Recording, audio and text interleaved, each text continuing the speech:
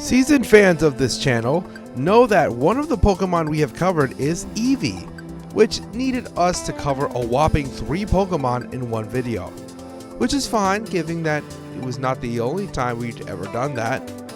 So we decided, hey, let's carry on to Gen 2 Eevee. There surely won't be any problem with... Oh my gosh. There's 5 of these things now? Okay. Alright. Let's see.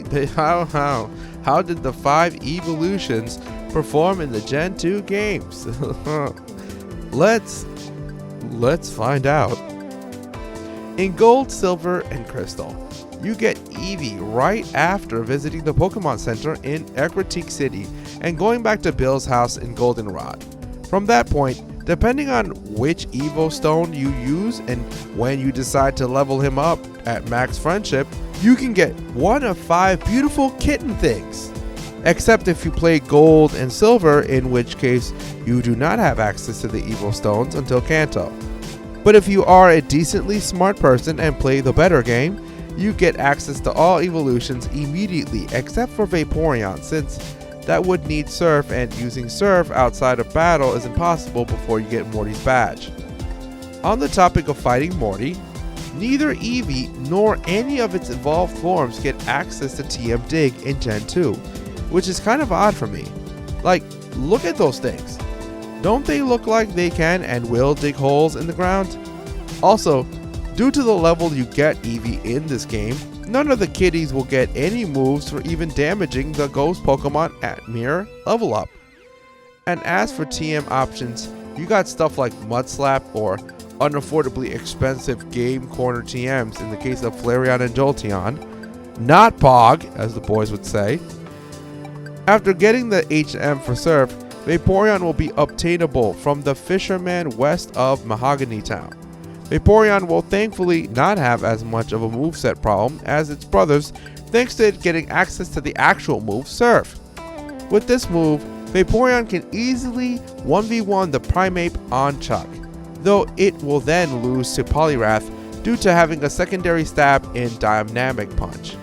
Now, the logical follow-up question on your part is something like, nice, but what do the other kitties do?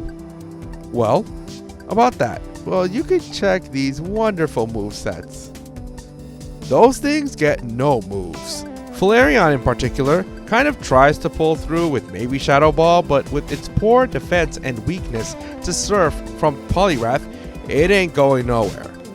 Though if you do sell your soul, you can get Thunder on Jolteon from Game Corner, which flat out sweeps the gym.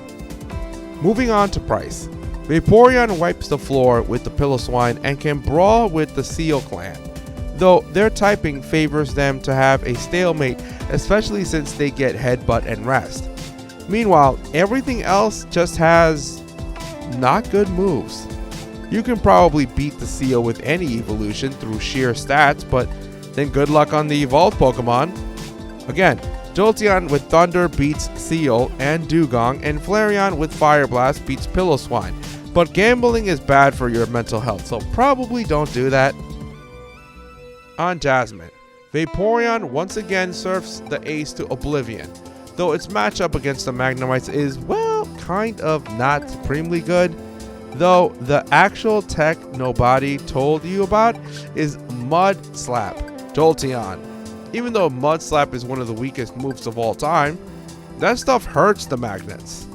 And though all his brothers learn the move, Jolteon has the advantage of having a good special bulk and electric resistance.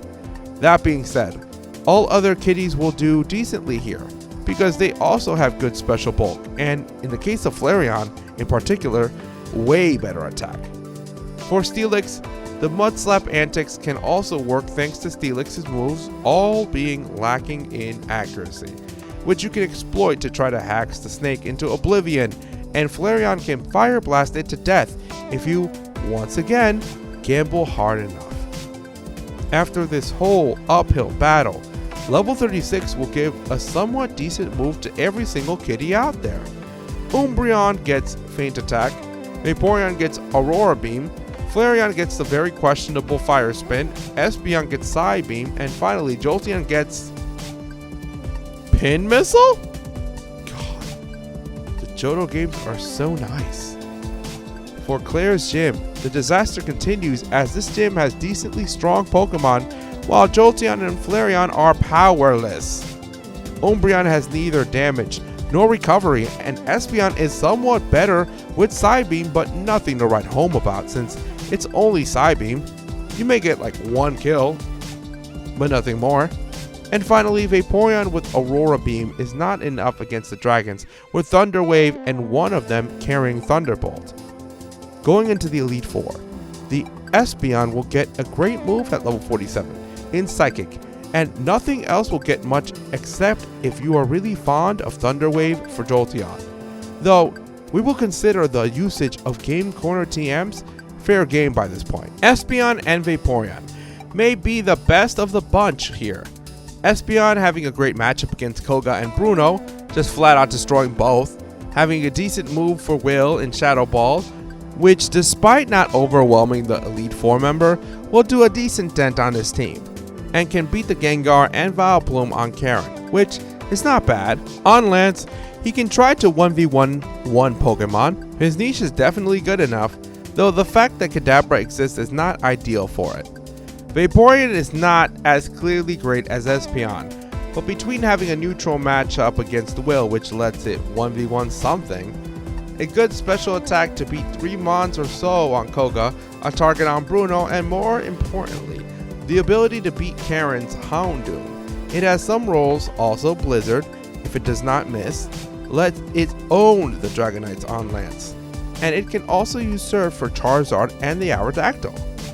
Jolteon with Thunder is kind of a higher stat, lower reliability version of the hypothetical Raichu we made in the video about, which is not the worst thing of all time, but the TLDR on this is that it will have 3 targets on Will, 1 on Karen and Koga, and 2 on Lance, and it brawls decently against anything else that is not an Onix.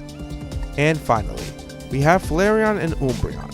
Flareon, even with Fire Blast, really struggles. Shadow Ball is great against Will, especially with high attack, but the lack of speed hurts it a lot in trying to sweep. It can beat most of Koga's team, but then again, so can Jolteon, and it is quite unimpressive on both Koga and Karen, where it at least can exploit Vileplume. And the final nail in its fiery coffin is Lance, where being a fire type just flat out sucks.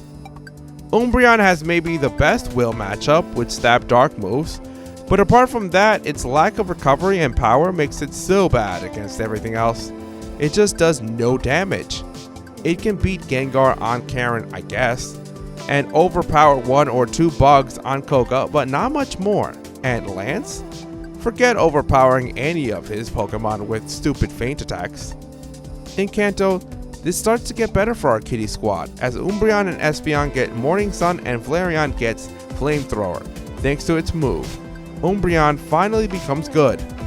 It now can decimate Sabrina and get a few kills against most gyms, since its lack of damage has recovery and Toxic from Janine to back it up. Blaine and Surge might be kind of tough since they are mostly offensive, but Umbreon, of course, can get a few kills on Sabrina thanks to its special bulk and high attack. It struggles with Blaine, Brock, Misty though. Jolteon is great into Misty except for her Quagsire, can beat up the fossils on Brock and mostly brawls with everything else. Vaporeon owns Brock and Blaine and struggles on Surge, but it does decently everywhere else, especially with good bulk and Blizzard for Erika. And finally, Espeon tries to dent everything in existence through sheer stats, mostly successful, except for Surge when booms toward its plans. In the blue fight, Jolteon has 2 great targets in Gyarados and Pidge, and has to be careful on Rhydon. Vaporeon owns Rhydon and Arcanine and does not mind anything in particular since Executor gets hit hard by Blizzard. Umbreon can stall the living hell out of most things, though Rhydon and the dog might hit it a bit too hard. Flareon is trash except for Executor, and finally, Espeon does not have any relevant type matchups once again, except if it decides to own Alakazam with Psychics. It can 1v1 any one Pokemon on the team, which is helpful. And last but not least, Red gives various amount of hardship to the evolutions. Pikachu will hit anything that does not outspeed it hard, which are only Jolteon and Espeon. And though Jolteon cannot OHKO it, Pika does not have a good move to hit it back either, scuffing the fight in Jolteon's favor. Espeon will lose to everything that has Shadow Ball, though only Umbreon and our own Espeon can go without fear of Psychic. Snorlax is just a pain, and can handle evolutions well outside of maybe Toxic Umbreon, but that is more of a stalemate than anything else. Venusaur folds to Flareon and Espeon and dents anything else hard. Charizard loses to Vaporeon and Jolteon and is 1v1 by the others, though less cleanly. And finally, Blastoise loses hard to Jolteon, can be Toxic stalled by Vaporeon or Umbreon, and is 1v1'd by Espeon, though it drowns the Fire Cat. Long story short, using the kitties in Gen 2 is kind of a chore, for the most part, mainly because of their movesets. That is, except for Flareon that sucks anyway, and Vaporeon that gets served. The lack of level up and TM movesets. Towards the end game, you start to get some weapons and the evolutions become kind of decent, but then again, you probably don't even want to bother. So, what do you think of the Gen 2 evolutions? Would you still use them, or would you prefer something else? Feel free to tell us in the comments. As always, don't forget to like and subscribe to the channel, as it helps us out a lot. Check out these videos while you're at it, and on that note, have a nice one.